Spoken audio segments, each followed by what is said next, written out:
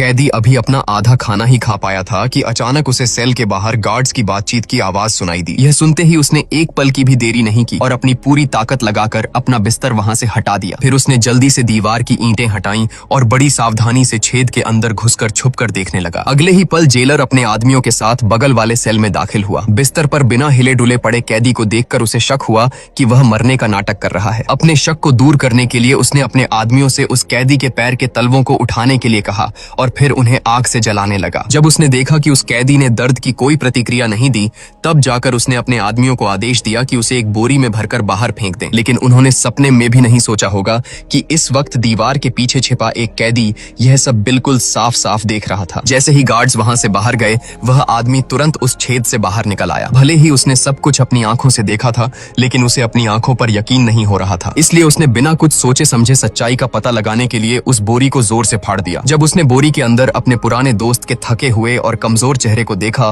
तो उसे इस क्रूर सच्चाई को स्वीकार करना पड़ा। अथाह दुख अचानक उसके दिल में उमड़ पड़ा और उसके गालों से बेतहाशा आंसू बहने लगे। जब उसका मन थोड़ा शांत हुआ, तो उसे अचानक वहां से भागने का एक बेहतरीन उपाय सूझा। इसके बाद उस आदमी ने जरा भी देरी नहीं की और लाश पर लिपटी बोरी को फाड़ना शुरू कर दिया। जल्द ही बोरी पूरी तरह खुल गई। आदमी ने बड़ी मुश्किल से लाश को खींचकर अपने सेल में पहुंचाया और फिर उसे बड़ी सावधानी से अपने बिस्तर पर लिटा दिया। इसके तुरंत बाद उसने अपने ढेर सारे काले बाल काटे और उन्हें धीरे से अपने पुराने दोस्त के सफेद बालों के ऊपर रख दिया, ताकि ऐसा लगे कि वह खुद वहां सो रहा है। आखिरकार बिस्तर को वापस पहले जैसा करने के बाद वह आदमी तुरंत सुरंग के रास्ते बगल वाले सेल में वापस चला गया और सुई धागे की मदद से अंदर से बोरी को वापस सिल लिया। जल्द ही रात का खाना खाकर गार्ड्स लाश को ठिकाने लगाने आए और यह तरकीब सच में काम कर गई। आदमी की धड़कनें तेज थीं, लेकिन दोनों गार्ड्स को जरा भी शक नहीं हुआ। उन्होंने बोरी को उठाया और बाहर की तरफ चल दिए। यह सुनिश्चित करने के लिए कि बोरी आसानी से समुद्र के तल में डूब जाए, उन्होंने उसके साथ एक बेहद भारी लोहे का गोला भी बांध दिया। अंदर मौजूद वह आदमी हिलने की भी हिम्मत नहीं कर पा रहा था। वह बस गार्ड्स को उसे किले की दीवार तक ले जाने दे रहा था। जैसे ही बोरी पानी में गिरी, वह 120 की रफ्तार से समंदर की गहराई में डूबने लगी। इस जानलेवा और नाजुक पल में आदमी ने तुरंत अपना पहले से तैयार किया हुआ खंजर निकाला। उसने अंदर से बोरी को काटा और उसका ऊपरी शरीर सफलतापूर्वक बाहर निकल आया। लेकिन उसने बिल्कुल भी ढील नहीं दी और तुरंत अपने पैर में बंधे उस भारी गोले की रस्सी को भी काट दिया। आखिरकार दम घुटने से ठीक 1 सेकंड पहले वह पानी की सतह पर आ गया। इसके बाद उसने अपनी बची खुची हिम्मत जुटाई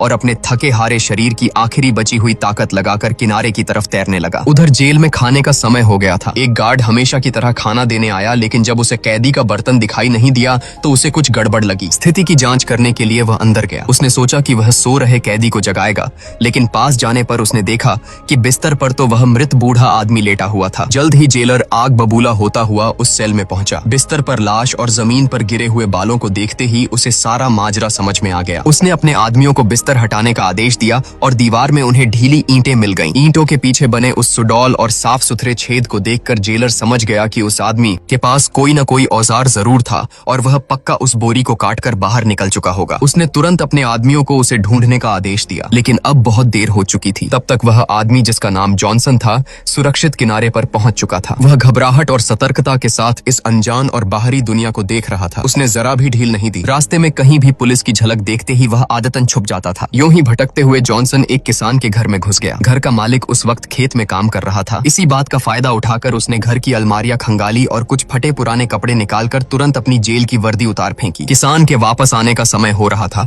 इसलिए वह जल्दी से कपड़े पहनकर वहां से निकलने ही वाला था कि अचानक उसकी नजर आईने पर पड़ी। आईने में घनी दाढ़ी वाले अपने चेहरे को देखकर वह ठिठक गया। पूरे 15 साल की कैद ने जॉनसन को खुद का ही रूप भुला दिया था। होश में आते ही उसने ज्यादा सोच विचार नहीं किया और अपनी जेल की वर्दी साथ लेकर वहां से भाग निकला। बाहर आने के बाद अपनी धुंधली यादों के सहारे 2 महीने का लंबा और थका देने वाला सफर तय करके जॉनसन आखिरकार अपने शहर लौट आया। लेकिन वहां जाकर उसे पता चला कि उसका पुराना घर अब टूट चुका था और उसके पिता की भी 5 साल पहले बीमारी से मौत हो चुकी है। यह खबर उस पर किसी बिजली की तरह गिरी और उसका दिल बुरी तरह टूट गया। अपना दुख छिपाते हुए वह तुरंत चर्च की ओर गया। पादरी के साथ वह अपने पिता की कब्र तक पहुंचा, लेकिन जिस चीज ने जॉनसन के होश उड़ा दिए वह यह थी कि बगल वाली कब्र के पत्थर पर उसका खुद का नाम खुदा हुआ था। सबसे हैरानी की बात यह थी कि वह कब्र 10 साल पहले बनाई गई थी, जबकि वह तो पिछले 15 सालों से जेल में बंद था। बाहरी दुनिया में उसके मरने की अफवाह कैसे और क्यों फैलाई गई, यह बिल्कुल साफ था कि इस सब के पीछे कोई बहुत बड़ी और खौफनाक साजिश रची गई थी। उसने उसी पल कसम खाई कि वह इस सच्चाई का पता लगाकर ही रहेगा। इसके बाद जॉनसन अपनी मंगेतर के घर पहुंचा,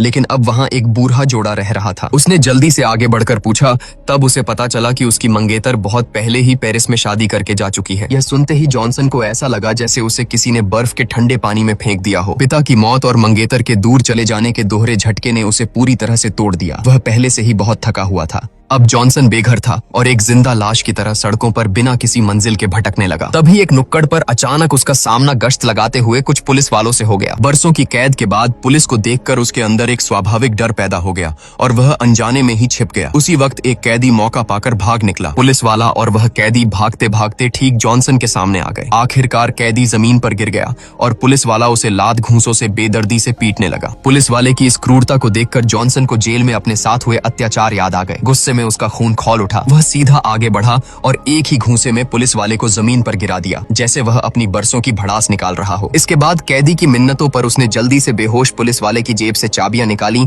और उस कैदी की बेड़ियां खोल दी। उसे इस बात का जरा भी अंदाजा नहीं था कि अनजाने में किया गया उसका यह एक नेक काम आगे चलकर उसकी पूरी जिंदगी बदलने वाला था। आजाद होने के बाद वह कैदी जॉनसन के पीछे पीछे चलने लगा। जॉनसन ने उसे भगाने की बहुत कोशिश की, लेकिन वह टस से मस नहीं हुआ। तभी सामने से गश्त लगा रहे पुलिस वालों की एक और टुकड़ी आ गई। बचने का कोई रास्ता न देख दोनों एक घोड़ा गाड़ी में छिप गए। बातचीत के दौरान पता चला कि उस आदमी का नाम एंडी था, जिसे पुलिस ने समुद्र तट पर शराब की तस्करी करते हुए पकड़ा था। लेकिन जॉनसन के लिए सबसे बड़ी खुशखबरी यह थी कि एंडी का एक मालवाहक जहाज समुद्र में खड़ा था। उस वक्त मची अफरा तफरी में कैप्टन और बाकी क्रू मेंबर्स जहाज छोड़कर भाग गए थे। बस एक गूंगा आदमी उसकी रखवाली के लिए वहां मौजूद था। इसलिए शहर से बाहर निकलते ही दोनों बिना रुके उस जहाज पर पहुंचे और बिना किसी हिचकिचाहट के शहर से बहुत दूर निकल गए। एक ठेठ तस्कर होने के बावजूद एंडी को जहाज चलाने के बारे में कुछ नहीं पता था। पूरी यात्रा के दौरान जॉनसन ने ही जहाज को चलाया। एंडी ने बस अपने घर का पता और दिशा बताई थी। लेकिन एंडी ने सपने में भी नहीं सोचा था कि उसका यह जान बचाने वाला मसीहा दरअसल किसी और ही इरादे से वहां था। जॉनसन ने झूठ बोला कि जल्द ही एक भयानक तूफान आने वाला है, इसलिए उन्हें कुछ समय के लिए जहाज को किनारे लगाना होगा। इत्तेफाक से पास ही में एक सुनसान टापू था। आखिरकार वे तीनों उस टापू पर पहुंच गए। किनारे पर पहुंचते ही जॉनसन ने बहाना बनाया कि वे दोनों वहीं रुककर आग जलाए और वह खुद पहाड़ पर जाकर जंगली सुअर का शिकार करेगा। लेकिन वह रास्ते में बार बार रुकता और अपना कंपास निकालकर दिशा चेक करता रहा। असल में शिकार करने का उसका कोई इरादा था ही नहीं। ऐसा लग रहा था जैसे वह किसी चीज की तलाश में हो। जब वह पहाड़ की चोटी पर पहुंचा तो उसने अपने कपड़ों में से एक मुड़ा टूड़ा नक्शा निकाला। नक्शे के निशानों के अनुसार उसने खोजना शुरू किया,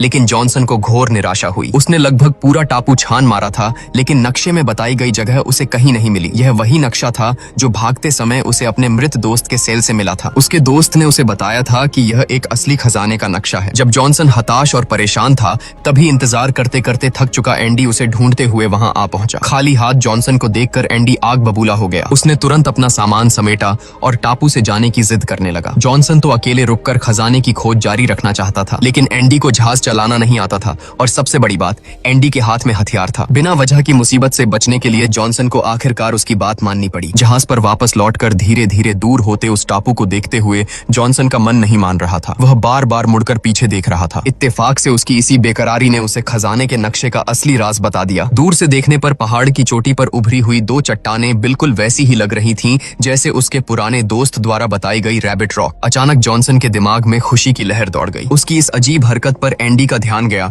लेकिन होश में आते ही जॉनसन ने जल्दी से कोई बहाना बनाकर बात टाल दी। कुछ ही समय बाद वे तीनों एंडी के शहर पहुंच गए, जहां उनका बहुत गर्मजोशी से स्वागत किया गया। एंडी तो अपनी बहन की पहचान भी जॉनसन से करवाना चाहता था और उसने बताया कि घर में उसके सोने का इंतजाम कर दिया गया है। लेकिन इस वक्त जॉनसन के दिमाग में सिर्फ और सिर्फ खजाना घूम रहा था। उसने एंडी की इस अच्छी नीयत को ठुकरा दिया और बंदरगाह पर ही अकेले सोने की जिद की। रात होते ही जॉनसन अपने दिल की बेताबी को रोक नहीं पाया। सन्नाटे का फायदा उठाकर उसने चुपचाप एंडी की छोटी नाव चुरा ली और रात के घने अंधेरे में गायब हो गया। लेकिन जॉनसन ने सपने में भी नहीं सोचा था कि आधी रात को उठे उस गूंगे आदमी ने उसे नाव ले जाते हुए देख लिया था। वह तुरंत भाग कर गया और उसने एंडी को जगा दिया। उधर जॉनसन आखिरकार उस सुनसान टापू पर सफलतापूर्वक वापस पहुंच गया। पहाड़ की चोटी पर उसे पत्थरों से ढकी हुई एक गुफा दिखाई दी। अपनी उत्सुकता के चलते उसने एक एक करके सारे भारी पत्थरों को वहां से हटाया और अपने थके हारे शरीर को घसीटते हुए अंदर घुसा। गुफा के अंदर न केवल एक विशाल जगह थी, बल्कि वहां जमीन पर हजारों लोहे के बक्से रखे हुए थे। जॉनसन को अपनी आंखों पर विश्वास नहीं हो रहा था। उसने पूरी उम्मीद और बेताबी के साथ एक बक्सा खोला। बक्सा सोने चांदी और कीमती गहनों से खचाखच भरा हुआ था। पूरी गुफा में अब सिर्फ उसकी भारी सांसों की आवाज गूंज रही थी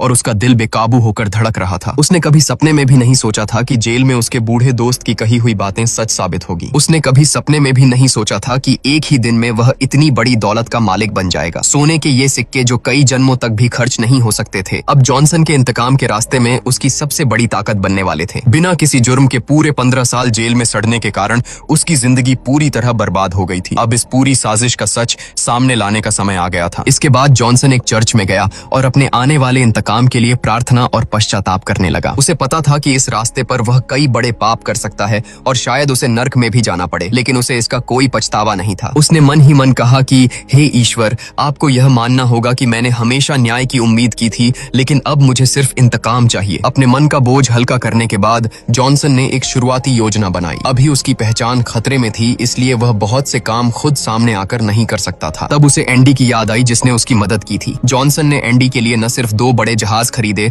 बल्कि 3 शानदार विला भी ले लिए। इसके बदले में उसने एंडी को 7 दिन बाद एक सूट पहनकर मार्सेल शहर में मिलने के लिए कहा और साथ में उसे नोटों की एक मोटी गड्डी भी थमा दी। इसी बीच जॉनसन ने एक अमीर नवाब का भेष बनाया और उस बंदरगाह पर गया जहां वह पहले काम किया करता था। वहां उसे एक बुरी खबर मिली। उसका पुराना मालिक व्यापार में भारी नुकसान और कर्ज के कारण दिवालिया हो गया था। जल्द ही वह दिन आ गया जब जॉनसन और एंडी को मिलना था। अपने जान बचाने वाले मसीहा को एकदम अलग और इतने शाही अंदाज में देखकर वह हैरान भी था और खुश भी। वह खुद को रोक नहीं पाया और पूछ बैठा कि जॉनसन के पास इतना पैसा कहां से आया। जॉनसन अब पहले वाला इंसान नहीं रहा था। उसने बात को टालते हुए बड़ी आसानी से बहाना बना दिया कि उसके परिवार के पास एक खदान है और उसे बहुत बड़ी पुश्तैनी जायदाद मिली है। इसके बाद जॉनसन सीधे मुद्दे पर आया। उसने एंडी से कहा कि वह उसका दायां हाथ बन जाए। उसने बताया कि इसके लिए उसे कुछ खतरनाक काम भी करने पड़ सकते हैं, लेकिन इसके बदले में उसे बेहिसाब दौलत मिलेगी। शर्त बस एक थी कि वह यह राज किसी को नहीं बताएगा। जॉनसन की बेतहाशा दौलत देखने के बाद एंडी ने बिना कुछ सोचे तुरंत हाँ कर दी। तब जाकर जॉनसन ने उसे अपने इन सालों की दर्दनाक दास्तान सुनाई। कैसे उसे फंसाकर 15 साल तक जेल में रखा गया, कैसे वापस लौटने पर उसे पता चला कि उसके पिता की मौत हो चुकी है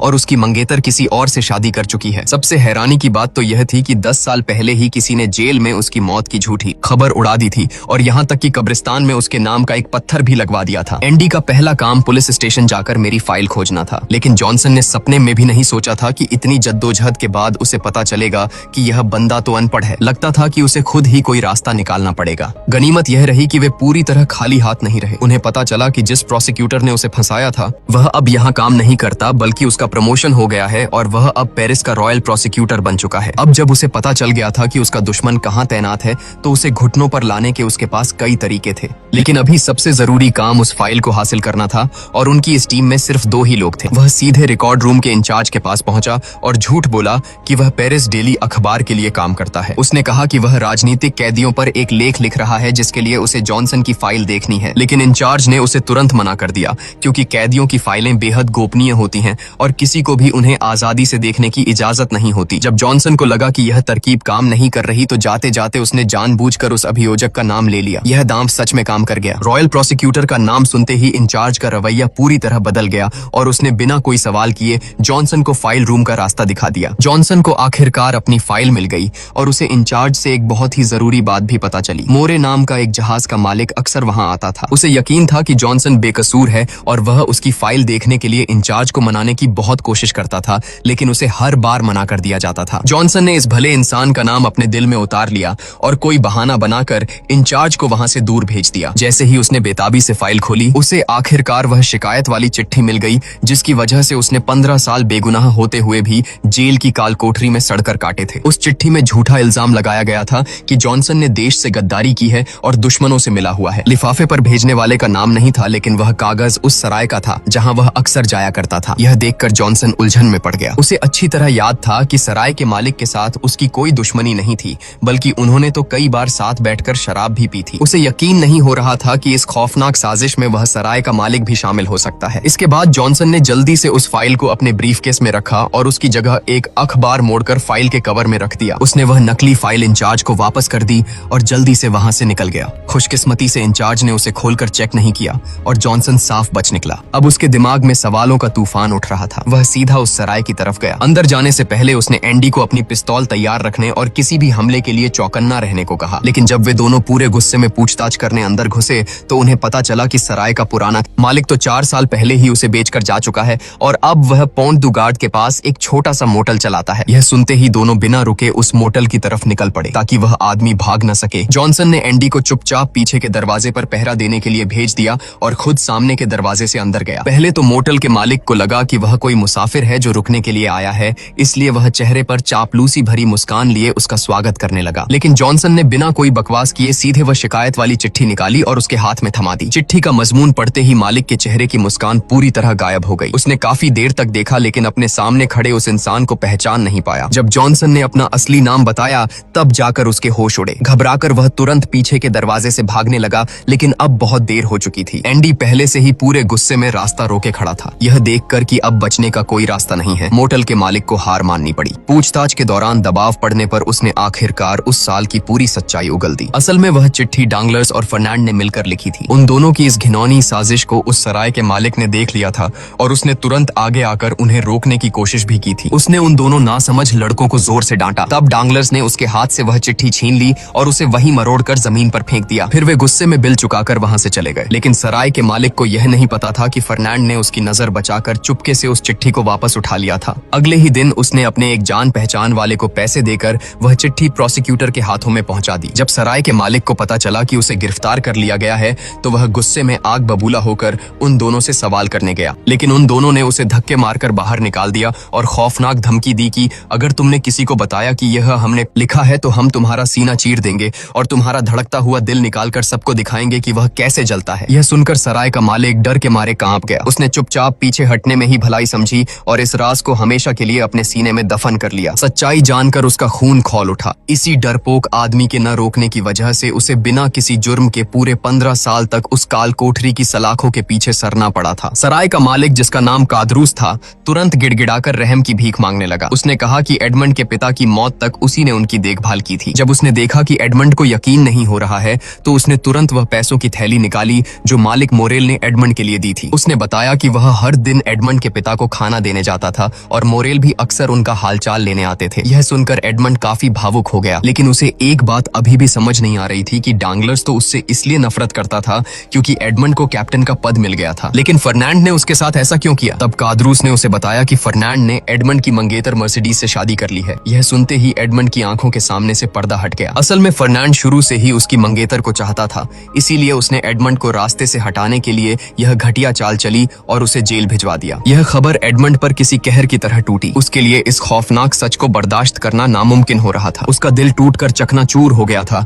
और दर्द से फटा जा रहा था। वह लड़खड़ाते कदमों से मोटल से बाहर निकला ताकि बाहर की खुली हवा में खुद को संभाल सके। उसके सीने में बदले की आग भड़क उठी थी। उसने कसम खाई कि वह उन सबको इसकी भारी कीमत चुकाने पर मजबूर करेगा। खुद को थोड़ा संभालने के बाद एडमंड वापस मोटल में गया और उसने कादरूस को अपने पापों का प्रायश्चित करने का एक मौका दिया, जिसे कादरूस ने तुरंत स्वीकार कर लिया। इसके बाद एडमंड ने अपने साथी जैकोपो को उस किसान के घर भेजा जहां से भागते वक्त उसने कपड़े चुराए थे ताकि वह अपना वह कर्ज चुका सके। जैकोपो के हाथों मिले ढेरों पैसे देखकर किसान की आंखों में खुशी के आंसू आ गए। वहीं दूसरी ओर एडमंड के पुराने नेक दिल मालिक मोरेल की कंपनी दिवालिया हो चुकी थी। भारी कर्ज के बोझ तले वह बुरी तरह टूट चुके थे और निराशा में खुदकुशी करने की तैयारी कर रहे थे। ठीक उसी वक्त जैकोपो ने उनकी बेटी को एक पैसों की थैली दी और कहा कि वह इसे अपने पिता को दे दे। बेटी अचानक कमरे में दाखिल हुई, जिससे मोरेल की खुदकुशी की कोशिश बीच में ही रुक गई। जब मोरेल ने उस थैली को खोला और अंदर रखी पर्चियां निकाली तो उनके हाथ खुशी और हैरानी से कांपने लगे। वो सब कर्जदारों की रसीदें थीं